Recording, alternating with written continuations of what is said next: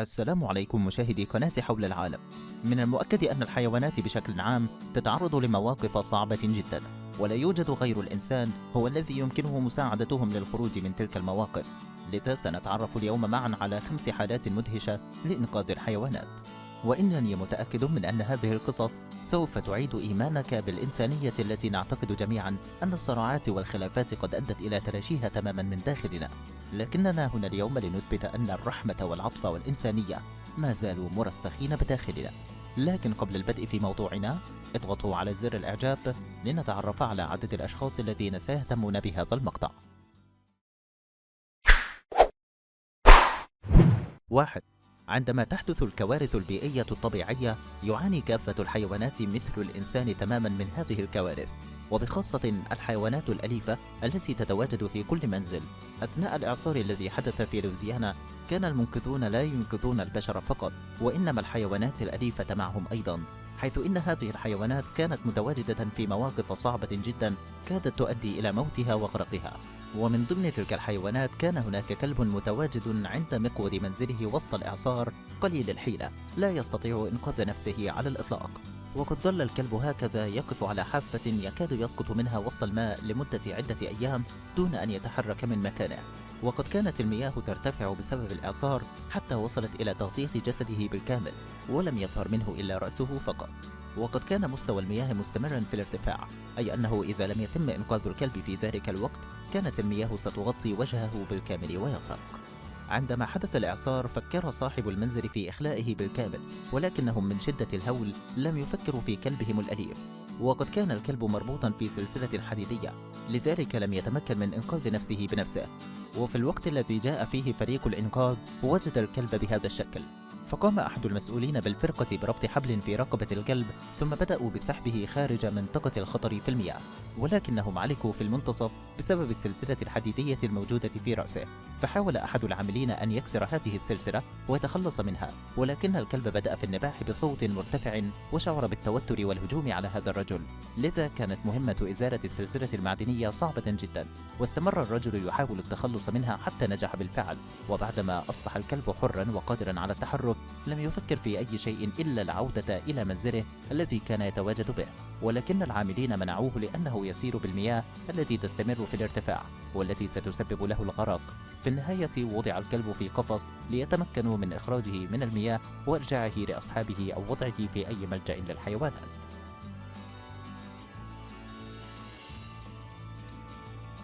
2.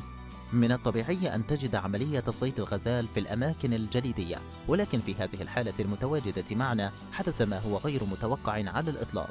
تواجدت هذه الغزالة البيضاء أكثر من 6 ساعات في منتصف المياه المجمدة، وقد أدرك الجميع أن مماتها يقترب منها أكثر وأكثر. وقد رآها الناس في الظهيرة، وعندما كانت الغزالة واشكة على أن تصبح في عداد الموتى، حيث إن كل محاولاتها للخروج من هذا الوضع الصعب باءت بالفشل. وقد كانت الغزالة متواجدة على بعد 22 مترا من أقرب شاطئ لها، وبسبب المياه المجمدة وعمقها كان من الصعب جدا على أي أحد أن يسير حتى يصل إلى مكان الغزالة. حاول المنقذون أن يصلوا إليها عن طريق الحبال، وقد حاولوا أيضا استخدام أدوات المطافئ، ولكن كل هذه المحاولات باءت بالفشل. فقررت الفرقة أن تستخدم الطائرة الهليكوبتر لتحاول أن تقترب من الغزالة، وينزل العاملون ليربطوا الغزالة ويسحبوها. ولكن عندما اقتربت الهليكوبتر وجدت أن الغزالة مصابة بجرح خطير، وعندما اقتربت الطائرة الهليكوبتر من الغزالة فزعت كثيرا وحاولت الهروب، ولكن الثلج كان يعرقلها ويوقع بها مرة أخرى. وحاول كابتن الطائرة أن يحركها من خلال الهواء الناتج عن سرعة الطائرة القريبة منها جدا، ولكن نعومة الجليد كانت أقوى من أي محاولة للغزالة. لذلك قرر كابتن الطائرة أن يقترب بالطائرة أكثر من الأرض ليتم الدفع بالغزالة.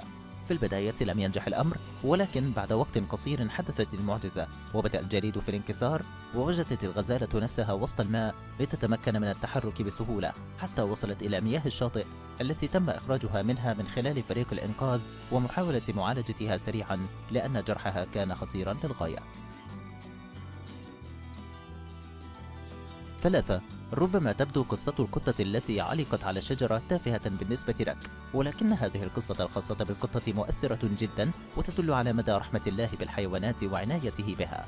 بدأت القصة بخروج قطة إلى الغابة من دون رجعة، وبعدما تم البحث عنها بشكل مكثف وجدت القطة في أعلى شجرة طويلة جدا، فيبدو أن السبب الذي جعل القطة تصعد إلى هذا الارتفاع هو هروبها من كلب ما.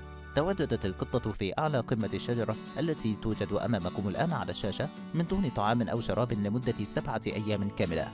من طبيعة القطط أن تتسلق أي ارتفاع بشكل طبيعي، ولكن من الصعب جدا عليهم، بل يكاد يكون من المستحيل أن تعود القطة من هذا الارتفاع بمفردها. مالكة هذه القطة كانت خائفة جدا عليها، ولا تعرف إلى متى ستتمكن القطة من تحمل هذا الوضع الصعب جدا. وعندما كانت مالكتها تناديها من أسفل، لم تسمع إلا صوت المواء الهزيل جدا للقطة، وهذا أمر طبيعي جدا لأنها ظلت أياما كثيرة من دون تناول الطعام أو الشراب. وفي اليوم الثاني سمع العاملون بقناة تلفزية عن قصة هذه المرأة، فقرروا أن يصوروا مع هذه المرأة وأن يقنعوا المتخصصين في قطع الأشجار ورعايتها بأن يأتوا وينقذوا هذه القطة المسكينة. ولكن خطة تسلق أي أحد للشجرة كانت خطة فاشلة، لأنه كلما كان يتسلق أي أحد الشجرة كانت القطة تصعد إلى ارتفاع أعلى بالشجرة هروبا منه. وأكثر شيء مروع حدث أنه أثناء محاولة القطة أن تتسلق أكثر على الشجرة سقطت من هذا الارتفاع.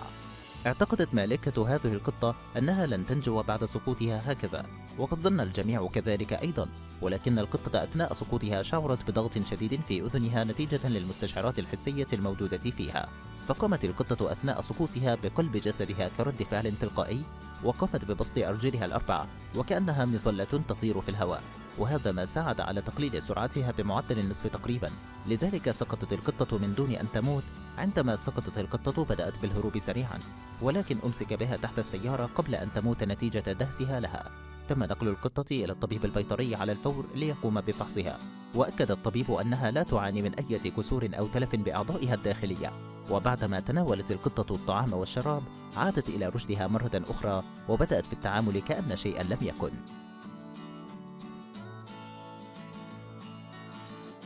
4. في المكسيك حدثت حادثة لا يمكن تخيلها، حيث إن السلطات أبلغت بوجود دب في المدينة هاربا من الغابة، وقد هرب هذا الدب من الغابة ليبحث عن ابنه الذي تاه منه. والجدير بالذكر أن ابن الدب تم الإمساك به من قبل الفريق المتخصص في الحياة البرية، وقد كان في حالة جيدة جدا. أما عن حالة الأم فقد كان الدب هائجا جدا، يحاول أن يتسلق أي شيء باعتباره شجرة يمكن من خلالها أن يرى مكان ابنه مثل ما يفعل في الغابة.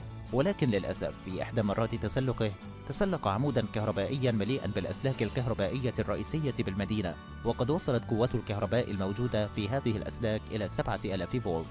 قررت السلطات أن تطلق حقنة مهدئة من المسدس المتخصص لها على الدب ليهدأ ويسقط من على الأسلاك. وقد أكدت السلطات أن هذا الحدث ليس خطيرا على حياة الدب فقط، بل إنه خطير على حياة الأشخاص الذين يعيشون في هذه المنطقة، لأن الكهرباء ستؤثر عليهم جميعا. وبعد ساعة من تسلقها أطلقت عليه الحقنة المهدئة فبدأ في السقوط، ولكنه للأسف اصطدم بأحد المولدات الكهربائية أثناء نزوله، فحدث انفجار بهذا المولد وأصيب الدب إصابة خطيرة. ولحسن حظ الدب أن سقوطه أدى إلى عدم مرور كمية كبيرة من الكهرباء في جسده، وهذا ما أدى إلى إبقائه على قيد الحياة. استغرق علاج الدب عدة أسابيع طويلة، ولكنه تعافى بعد ذلك بشكل كامل. وحينها جمعت مؤسسة الحيوانات البرية بين الابن وأمه، وبعدما تأكدوا من سلامتها بشكل كامل تم تحريرهما في الغابة ليعيش حياتهما بشكل طبيعي. 5. من ضمن أغرب حوادث إنقاذ الحيوانات حادثة إنقاذ ثعبان في الهند، حيث أنقذت السلطات المحلية ثعبان كبرى كبيرا جدا بعدما خرج من الغابة إلى المدينة ليبحث عن المياه، وبهذا تكون السلطات قد أنقذت الثعبان من السكان المحليين الذين كانوا على وشك قتله لكي لا يضر بأبنائهم، وأنقذته أيضا من الموت من شدة العطش. والمذهل في هذه القصة بالفعل أن الأشخاص الذين أنقذوا الثعبان قاموا بإعطائه المياه من خلال زجاجة بلاستيكية عادية، وكأنهم يمنحون المياه لطفل صغير. وقد كان في ذلك الوقت هناك جفاف شديد في الهند استمر لمدة تزيد عن شهر كامل، وقد أدى هذا الجفاف ودرجات الحرارة الشديدة إلى بحث كل الحيوانات الموجودة في الغابة عن المياه، وهذا ما جعل ثعبان الكبرى يخرج من غابته إلى ضواحي المدينة. وبعدما تم اكتشافه من قبل السكان المحليين اتصلوا بخدمة خدمات الطوارئ. وعلى الفور أتت الهيئات المتخصصة بأمور الغابات والحيوانات، وحينها أدرك المتخصصون أن هذا الثعبان خرج بحثا عن المياه، فمنحوه المياه الذي يحتاجها من زجاجة بلاستيكية عادية. وقد كان هناك شخص آخر يمسك بذيل الثعبان من الخلف لكي يسحبه في حالة أنه اقترب ليهجم على من يعطيه الماء، ولكن هذا الأمر لم يحدث على الإطلاق، حيث إن الثعبان كان مسالما جدا يسعى إلى المياه فقط من شدة تعبه وعطشه. وبعدما تم منحه المياه أخذه المتخصصون وحرروه مرة أخرى في الغابة. أتمنى أن يكون المقطع قد نال إعجابكم. هل تريدون أن تشاهدوا المزيد من المقاطع على قناتنا؟ سأساعدكم على ذلك. اضغطوا هنا على زر الجرس وستصلكم فيديوهاتنا أولا بأول.